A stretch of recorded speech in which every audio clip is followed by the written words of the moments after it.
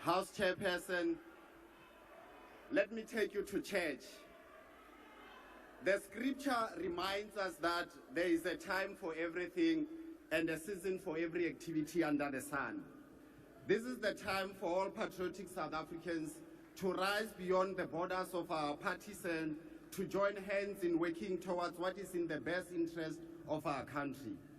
The results of the 2024 elections delivered the season that needs real leaders to unite against the instability that our country has in order to fulfill the dream of a better life for all. So I speak on behalf of my colleagues that my party, the DA, is proud to be part of the government of national unity. We would rather be part of the solution that spurs South Africa towards prosperity rather than perpetuate the problems that deny millions of South Africans to live in a stable and thriving country.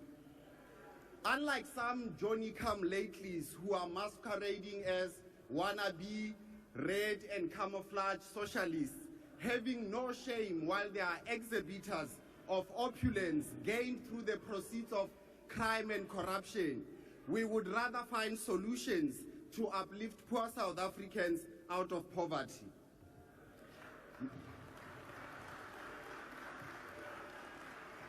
Mr. President, the department you have mandated me to lead has the potential to unlock unimaginable opportunities for millions of South Africans through widening access to broadband connectivity so that no one is left behind. And by the end of this financial year, we will be able to connect approximately 2 million households through the public Wi-Fi hotspots program. And as part of our efforts to building a digitally inclusive society, we will be in a position to connect over 20,000 government facilities. These include over 4,000 health facilities, 16,000 schools, 900 traditional authorities from those of us who live under traditional leaders, and 570 libraries over the next 36 months. And notwithstanding this, there are major obstacles that are imposed by the overregulation that exists in the information and communication technology sector, which make it impossible to reliably connect millions of South Africans to the digital world. Smartphones and smart devices should be a basic essential for learning, doing business, and even for personal entertainment. Yet one of the most obvious inhibitors to connectivity is the cost of smartphones and devices. Their classification as luxury goods drives their prices to the extent that they are unaffordable for many South Africans. So to this end, Minister Godongwana, we will be engaging with you to consider the introduction of a price threshold for the determination of smartphones as a luxury good.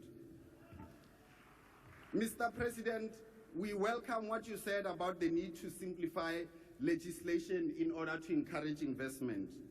We will become obsessed with making evidence-based decisions so that we remove every regulation and policy that impedes opportunities for investment and job creation in this sector. House Chairperson, progress is not linear. It is a series of small steps, sometimes forward, sometimes sideways. But we know that progress always endures turbulence. It attracts pessimism from doubting Thomases, and there are many in this house. But with every persistent effort towards prosperity, making progress is possible. So the digital universe needs to be able to connect to every single child in every village throughout our country. If we do this, we'll be able to discover a generation of geniuses that will spur innovation in the digital world.